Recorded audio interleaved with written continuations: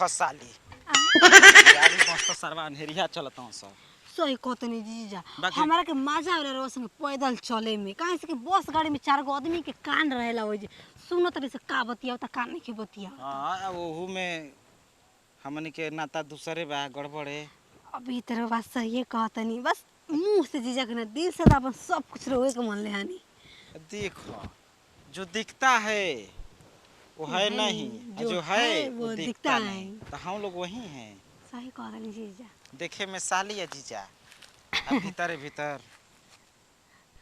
तोहरा मुंह में हम पिज्जा खे या तू हमारा मुंह में ई तो बात रे सही कहतनी जीजा अरे किताहर पातर पातर उठावा से तहगरियो निक लागे ई जीजा अरे की हमारा करवा भगाना ले चलो देखो साली भगा के तो जम मन तब लेके चल जाए हां बाकी हम सोचा तनी कि बिना भगौला ही कुल काम हो जाता ई कोनो बात बोल जीजा और वैसे करतनी आगे जाके हमरा के छोड़ दिन त हम का कर पता ही रहे ये मर्द के कहता हम छोड़ देब त के हां घर के दबाव में के घर के केहू के जना ही नहीं के देवे के एको जानते नहीं जीजा एक बार बात हो ना हमारे को दोस्त रहे पिंकिया पहले ही बताओ लड़की या कि लड़का सारा अरे लड़की ही अगर बताओ तनी कहानी लड़का रहतन त अबे समझ ल नहीं आजन तनी एगो लड़का से प्यार करत रहे ना बस स्टोरीया लगा देला सुकर कहता कि मैं घर परिवार देखी त का कही आ ऊ भी त ब्लॉक कर देला सा ऊ हमेशा कहते छूटा छुट्टी हो गई ना सब ये कुल बात मत बतियाव सरवा के तना वो अपन परिवार खातिर बताओ जीजा कितना आ रहे परिवार खातिर प्रेमिका के छोड़ देला हम परिवार छोड़ सकी ना बाकी तारा के ना तू हमर जान हो ये जीजा ये बात तो हमारा दिल जीत लेला ई से हम कोई से प्यार ना कर कोई नहीं प्यार तो रउवे से हम मन करता कि अबे छट देना एगो चुमा ले दी साली का जीजा चलो हो जा ई का कहतन जी चलो कहा ना खटियाई दिन भर करे के मन करला राउर माने पैदल चला तनी जा मर्दे कुछ बतिया समझ अच्छा चली पैदल चल आओ ये जे छाबा अभी है एगो पेड़ बा आम के बगानिया भेरी ना योगरो तो सुत गइल बा बुढ़ावा के लूक नहीं खे ना मार देले नहीं अरे चल आई तू बैठ के बतियावा जीजा बैठा बैठा का मतलब बाटे बुढ़वा सुतल बा जंद बूढ़ पुरानी आदमी जल्दी ना जागेला अब देख बूढ़ पुरानिया आदमी दिन में सूती तो ऐसे ना जागी ना कि रात भर कुकुरन लेखा उल्लू नियन आउ है उल्लू नियन जागे के बज जा हे जरा बैठे ता ए जी को मन करता कि तारा दीदिया के तलाक दे दी कहां बा दीदिया के तलाक दे के हमरा के अपन बसा फिर सोचता नहीं कि वो जाई कहां माने दीदियों के बारे में सोचते फिर हमरो बारे में वो सोचते रो कितना सोचते नहीं पहला नंबर सोचे के पड़ेला हां त रात हम दूसरा कोई से जात हमरो बाबू मैं बियाह कर दे हम चल जाई अपन ससुरा कौन सरवा करी काहे रे हजार आदमी बा करे वाला में देखा उनकर मुहा में हाथवा डाल के करे जवान निकल मतलब वो ना छूटा हमरा से बातो कइल राउट बंद ना होके ना गजब हाल बाटे और वो चाहिए यार हमहू चाहिए उ ना चाहिए कैसे रहो कनी सोचे के पड़ता जो छोड़े वाला रहेला वो छोड़ देला सोचेला नहीं तार दीदिया सोचेले का सोचेले कि कहीं पलंगा पर सुत जाएंगे बाकी हम ही झगड़ा कर लेनी चले चुप रही ऐसा ना करते एगो लड़का भइल का ओए दादा तार से प्यार ना रहे तब ना हो गई आ वो सुना गलती से पियाला खैला में कुल हो गइल ना त चली अपन बहनिया भी आदमी काहे ना सोच जाला पियाला में अब देखा ता दीदियो वो मुंडे में वो दिन रहे जानत रहे कि पियाले खैले बा ना फायदा उठा ली ए जीजा कनिए जीजा अब चले के अरे कि अपन ओढ़नी बिछाव गमछा छूट गइल बा घरे खूब जीजा गाना गावेला तू चल अब देख मन करता इनिए 2-4 घंटा बितावल जा कह देल तार दीदिया से हमरो मन करला जीजी जा गाड़ी पंचर हो गइल लिया घर में चाहिए ना त दीदी कहले आई में कोनो दिक्कत ना भइल अब हम का कहियो करा का पता बा घरे बिया रात में हम ऊपर सुतब छत पर ना मड़ई में अच्छा आ दीदिया के अपन गोड़ दबा दिह अच्छा तुरंत उंघाई लागे खातिर न त वो छिनरी के हम सेवा करब तारा हाथ से सुनिए जीजा तो वा को हाथ दीदी से ना कि आज को फिल्म आवत है ना ओही देखावे खातिर बांधरी सुताले हमरा के सुना तू कहिया अपन दीदिया से कि दीदिया रे हम जे सुतम ना तो कहबे करे कि जाय दी जी ये जो बहनियों सुतिया रहो सुतम और हम भाग जी ऊपर आ जे तार दीदिया सुती आते हम आज हे ऊपर हच दे ठीक बात जीजा। हां ऐसन कुल रहे के बन रहन सहन से कि तार दीदिया के शक मत हो एक ना एक दिन तो पता चलबे ना करे चली तो यार सीधा धागा टिक दे बच्चिया सही बात है आज तो काल पता चलबे करे ऐसन बात है बाबूआ हमर देखला तू तो ई मरई ओ जा कोई ना जाए आराम से जाके खूब बतियाव जा कोई ना सुनी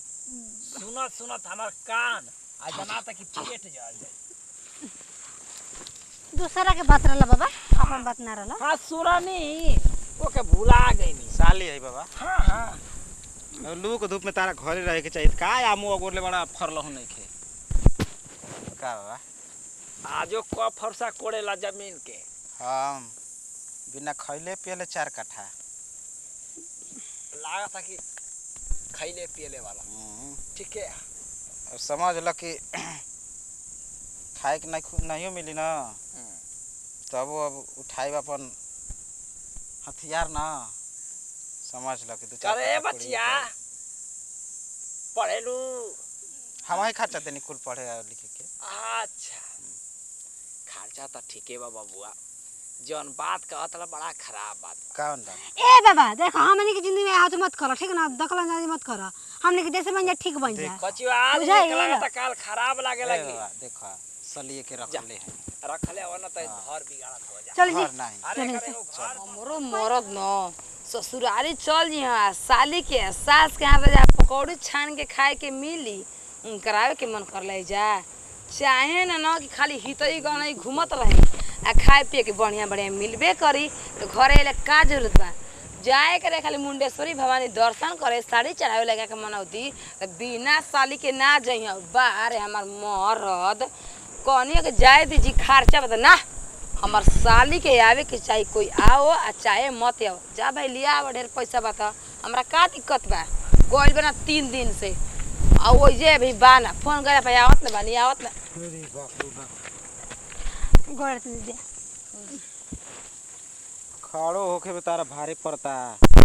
एकदम बुझाता कुफुत में मरतड़ू सुखा के अपना अचार दीदिया मुंहवा अच्छा करके खड़ा हो खेले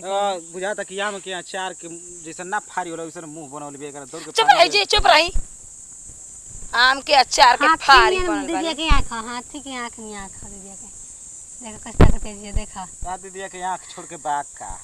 3 दिन से ससुरारी में हेलल बड़ा लाज ना लागला ससुरारी में बैठ के खाए में गजब करते रे दीदी हइये माई करा। कही तबे कि ना पाहुन रबा जाई तबे आदमी यही हते यही हां माने मान दिन के लिया के चलिए एकदम है घुचुआ बकलो लिया मान दिन लागत बेटी विदाई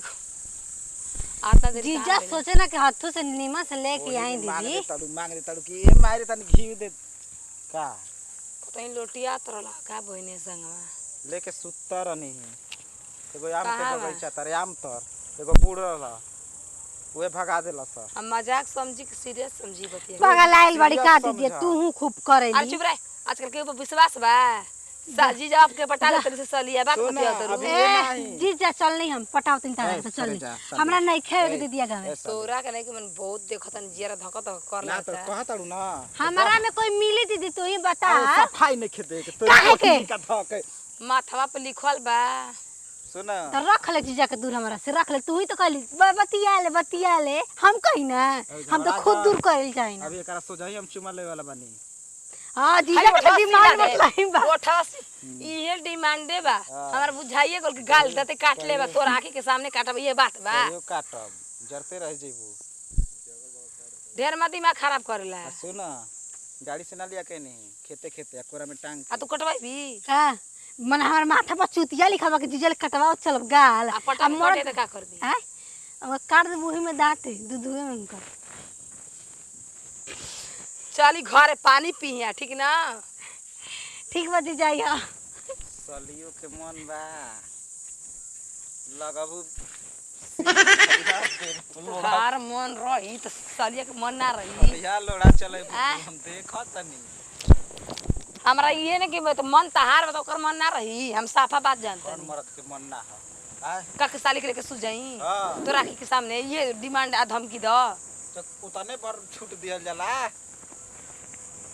तू अब जानते का हो- में 3 दिन से हम देखत न रास्ता हम में ओइसन चुमा आदमी ना रे। ओई तू ना हवा सही बूढ़ पकड़ला सा रास्ता में आम के बगानी में। मजाक कइला पतारा बुझाता कि एकदम हकीकत बात लोग पता। अच्छा अच्छा अच्छा तारा के छोड़ के हम केनियो ताकब त हमें आंख मत रहो तुम निकल जाओ। ई मर्दन के पुराना फार्मूला ई सब नया नया में कहत रहा सुनते। रानी तू जौन बाड़ू सब कुछ बाड़ू अब 3 महीने 13 में दूसरा आइला ना तन इमोशन ना